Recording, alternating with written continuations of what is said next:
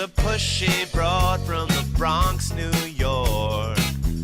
Follow her voice, a straight dog is nice. She's a pushy broad from the Bronx, oh yeah. Don't be surprised if you wanna listen twice. Make decisions, find the right choice. Know yourself better, find your own voice. It's okay if you need help today, cause everybody needs a little push. From the pushy broad from the Bronx, New York.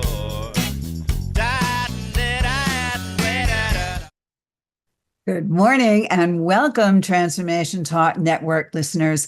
My name is Ellen Stewart and I am the pushy broad from the Bronx.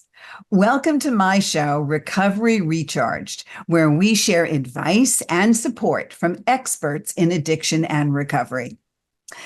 You know from listening to me for 5 years that the pushy broad has been in recovery for 38 years. Recovery loud and proud. I'm extremely grateful to be here and to be doing this show with you and bringing resources to you every single week, especially those of you in early recovery and those of us that are seasoned in recovery, because there are some life lessons that we learn here.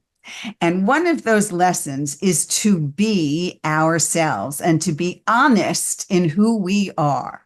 Because we spend so much time in the shadows before, and we spend so much time sneaking and conniving around. And now that we are in recovery, one of the best things about us is that we get to discover who we are. And we're not only honest to the world, but we are honest to ourselves.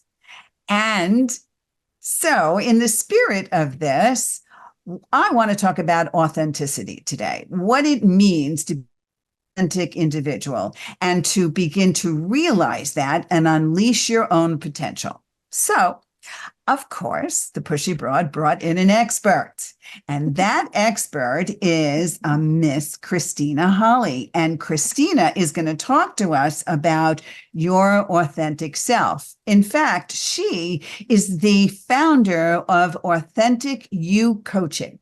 So she's a transformation coach, and who better to talk about this than on the Transformation Network, right? Kristina is a transformation coach, and she's also a human resource expert, and she's going to unlock our true potential and show us how to overcome all the obstacles that impede our progress. So the pushy broad from the Bronx and Recovery Recharged welcomes Kristina Holle. Good morning, Kristina. How are you?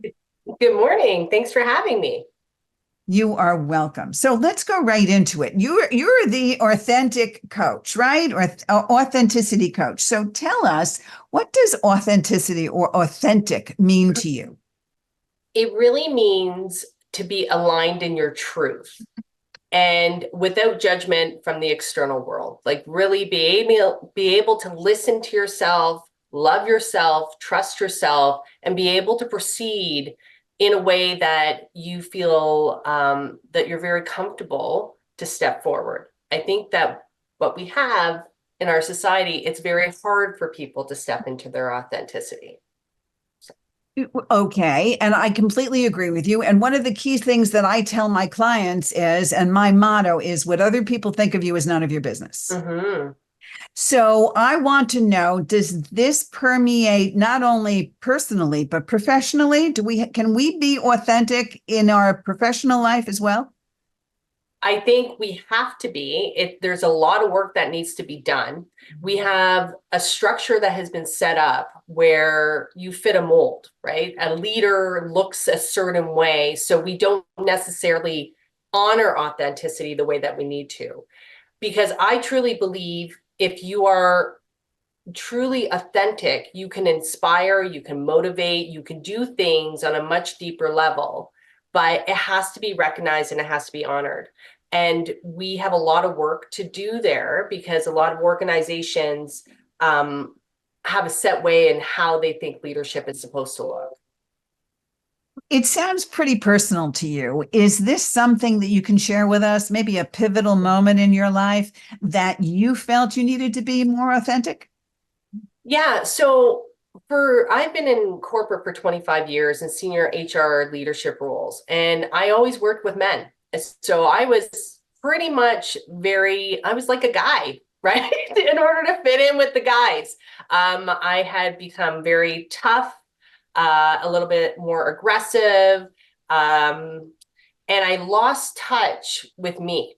And, there is a very nurturing, compassionate side that can come through when we integrate, that feminine side, I guess, the more authentic side for myself, right? I would be masculine and feminine, and it should be integrated. So when I started to realize that I lost that, I was like, oh my gosh, who am I becoming? Yes, I'm super successful, but I'm not 100% me. I'm actually emulating more masculine traits rather than stepping into the combination of both, if that makes any sense. Yeah, for me, it would be like being a pushy broad. Yeah, 100%. Right. But and then you have to feel comfortable to step forward and be that person. But you also probably have soft sides to you too, correct? People say that I do, but I completely Yeah. understand that. They tell me, but understanding that the whole reason I became a pushy broad is because I am entitled to compete in a man's world in business, Mhm. but I am also entitled to be my authentic self and bring the feelings of femininity behind it, bring the emotionalism without over emotionalism, right? To temper myself and to still show my heart and to speak my mind at the same time. So that's something about what you're talking about. Yeah, and I would add, it is necessary now because we are in a crisis with mental health issues, people not feeling supported. They don't need more of the push. They actually need the compassion to help them kind of bridge whatever needs to be done. The push is the container, so you can create the safe space, right? And then you can be compassionate, you can give tools so people can bridge and be their best potential. But I there is understand. definitely a piece there that is missing, I guess, in the corporate world for sure. I see it all the time.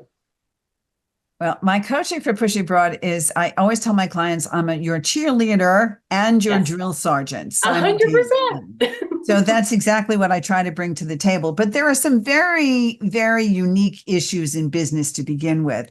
So let's talk a little bit about some of the common misconceptions about authenticity. What have you encountered?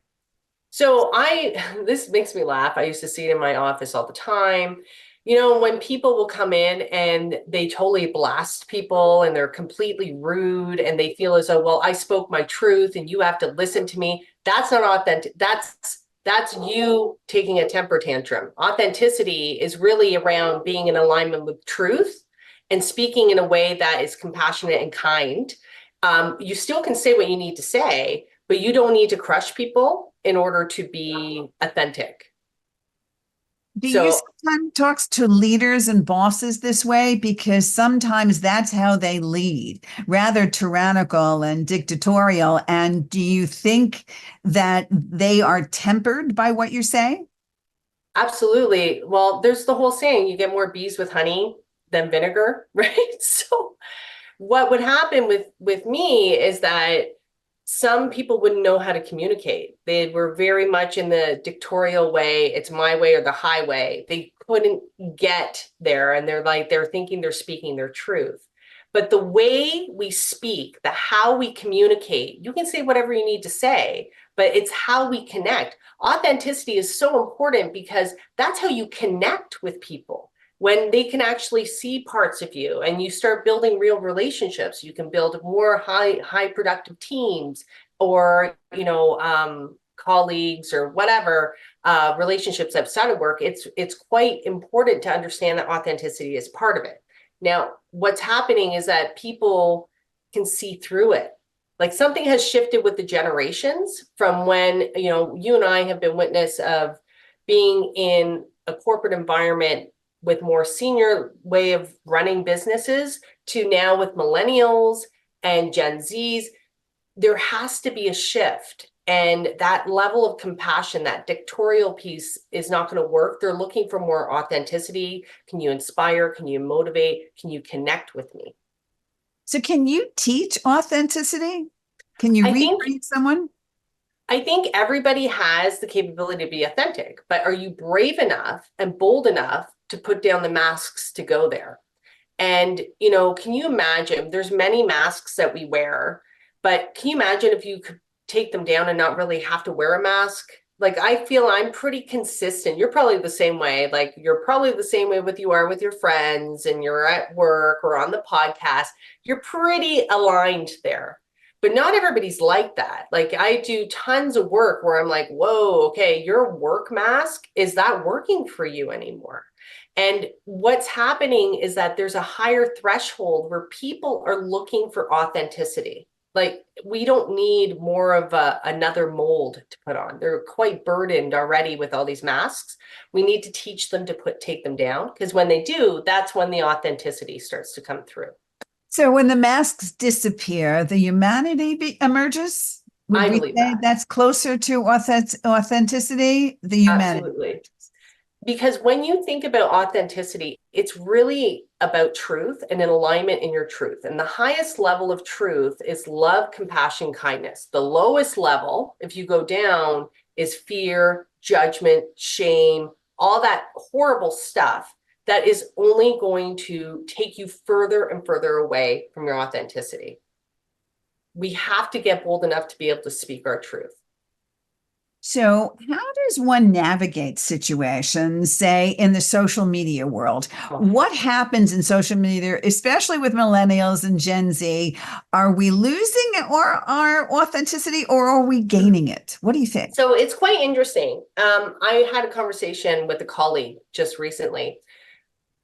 Social media is merely a platform. It's what we use the platform for. So there is two different things going on. Now, if we're looking at the Kim Kardashians of the world, who I can't stand, I'm going to say openly, I think it's disgusting that these are role models that I'm speaking my truth, role models or influencers to young generations that are coming through. It sends the wrong message, but they're all about followers, and they're sending this fake whole image of what humanity is, or whatever. I wouldn't even say that. But then you have another thing that seems to be emerging with, people that are trying to create like a counter to that. So I don't know if you've seen Pamela Anderson, believe it or not, who I never assumed would be walking around with no makeup on now, talking around about like, this is who I am. You had Julia Roberts, who's like starting to push against the media, social media, about this is how we show up. So it depends on the person who's utilizing the platform. Are they using it to show that there's a more truthful and authentic way to be, right? We see inside celebs' houses and all this stuff. It's a voice, right? Twitter, you can say whatever you want. People are very vocal, but the concern is, how are we using it? And when I think of this younger generation, if we don't start counteracting it, we could be in a lot of trouble. So I'm happy to see that people are starting to speak up against some of the superficial stuff that's being portrayed out there.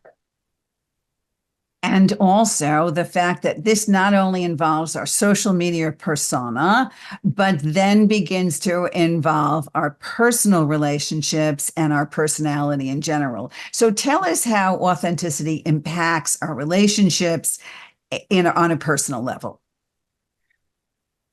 People want to connect with real people.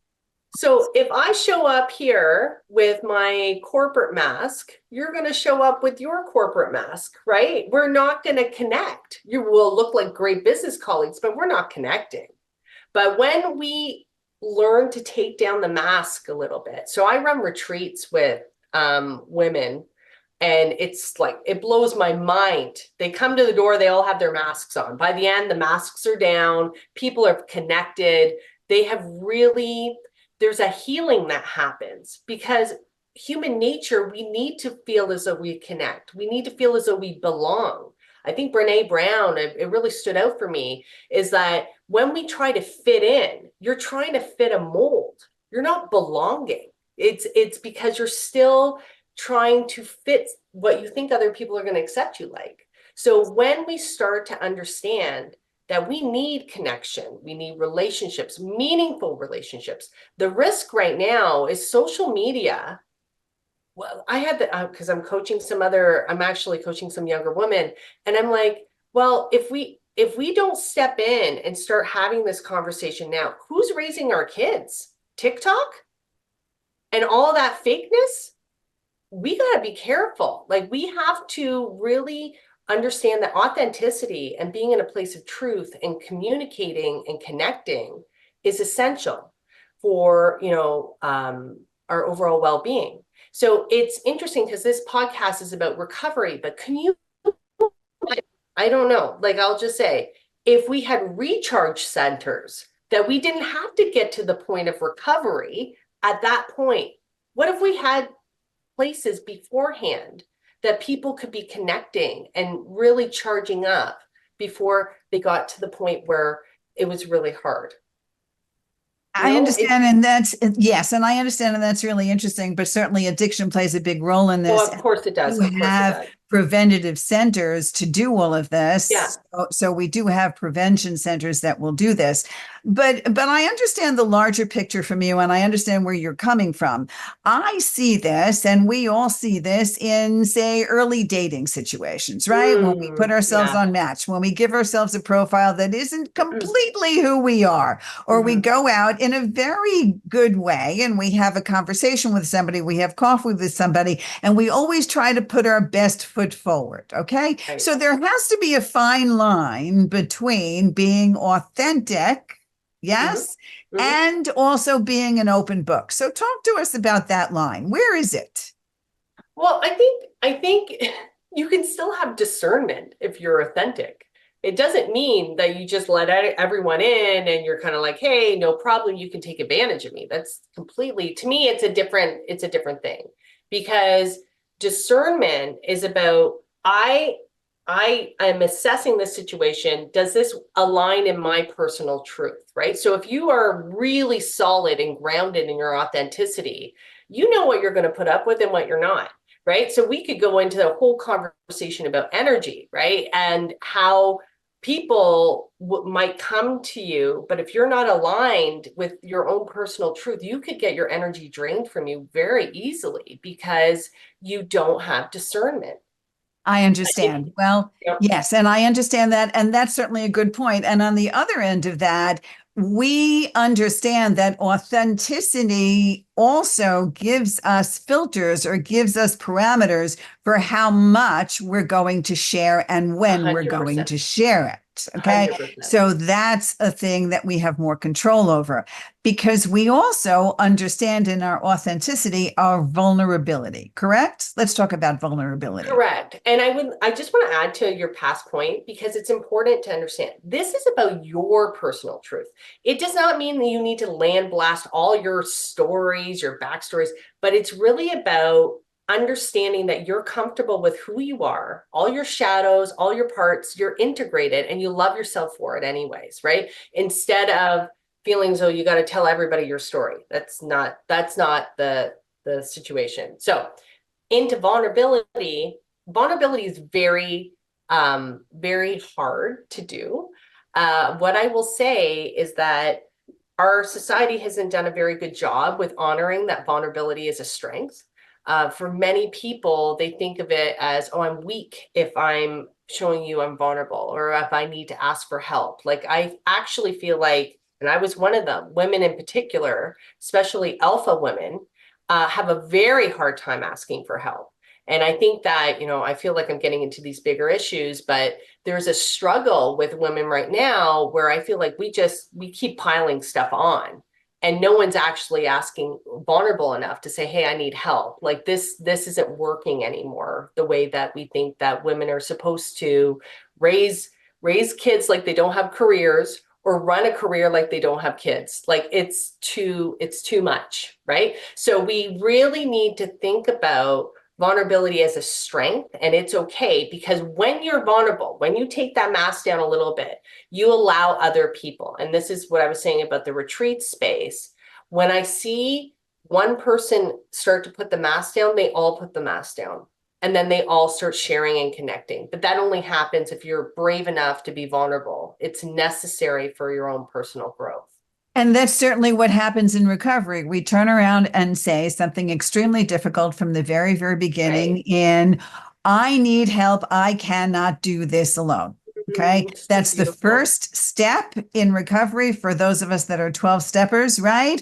I cannot do this alone and I need some kind of help. So it always, for as far as I'm concerned, takes a very strong person to say, yes, I can, but an even stronger person to say, no, I can't. I need some help. So vulnerability certainly is very authentic. It's standing in your own truth, and it is directly linked to authenticity. There's no question about it. So let's talk a little bit more about some of the tangible benefits that individuals and maybe even organizations can experience by prioritizing authenticity. If we bring it into the workplace, what are the benefits? Well, first and foremost, it has to be real, right? So it can't be one of those corporate checkbox exercises. It's like you actually have to hire leaders that are comfortable in their own skin, right? If you have insecure leaders, they're not going to be authentic. They're going to play and do different things. But if you hire the right leaders that are confident in who they are, they can show when they need assistance, and they give credit where credit is going to do, where credit is due, you will see a different type of culture being built. Cultures are built based on the leaders that you have in place. If you have inauthentic leaders, it will have a bigger impact in how your entire team will operate. If you have a shady leader up top who takes all the credit, guess what's going to happen? It's going to trickle down that they think that that's the kind of behavior that needs to be rewarded. And you're going to get more shady leaders coming up the pipeline. So one, your leadership. Two, you'll have a more inclusive environment. So I know that many organizations, this is a hot button right now about diversity and inclusion. You'll do that naturally because authentic leaders are open. They want to kind of engage other perspectives. It's all about motivating and inspiring and creative action. It's excellent. And it's not about power and control. So I think that your dynamic in your organization would shift quite a bit. It would be much more collaborative, communicative, where people are much happier to be there. Therefore, happier employees are more productive employees. All right, let's talk about you a little bit personally. First of all, give us some resources or tools that individuals can utilize based on your own work, right? Tell us about yourself because we only have a few minutes left. Okay. Where can we find you? How can we work with you? And give us some resources in a transformative way that we can start to work on ourselves. Okay, so very quickly, everybody should have a journal. I always say your journal is your best friend. Every client I ever work with, go get your best friend, go pick it out, because that is where you will be able to debunk a lot of these thoughts that you may have. We may not realize that there's a lot of conditioning that has happened over the years where we believe these narratives, these false narratives that we've told ourselves that are not true. So your journal will allow you, and make it something really special that speaks to you, but your journal will allow you to write it down if you're ever feeling stuck, and then you can debunk it, right? So there's a way to do that. So you have autocratic writing, which is amazing. So I'll leave you with this little tidbit because this is super fun. So autocratic writing is ask yourself the question. Let's say I didn't get the promotion at work, or I feel like I'm not good enough to do whatever it is. And you put it on the top of your page, and then you put on the timer for 5 minutes and you just write. And you write without judgment, don't take the pen off. And then what you'll do is you will do the same exercise and answer it with the opposite hand. And you will start writing with your left hand. Oh my goodness, that's very inventive. Sorry. So we're talking about a journal situation, right? And I want people to know, because we only have 60 seconds left. So I want people to know where to find you and how to get in touch with you, because I know your sessions are virtual as well as in person. Where can they find you, Kristina? You can find me on my website, KristinaHolle.com, Instagram, Kristina Holle Real. I've got an amazing women's page, Successful Authentic Women. I would love you to join there. I have all my socials there. So please reach out. I'm always loving a great conversation. So thank you. Kristina, thank you very much. We've learned a lot today about being authentic. Kristina Holle, Holle, consulting.com. Come to the pushybroadfromthebronx.com. I'm doing free consultations. Call me at 800-889-1757. I'll give you more information about Kristina. Thank you so much for listening. Stay tuned for another episode of the Pushy Broad from the Bronx and Recovery Recharged. Have a great Wednesday. See you later. This is Ellen Stewart, the Pushy Broad from the Bronx, saying thanks for listening. And remember, everybody needs a little push. From the pushy broad from the Bronx, New York.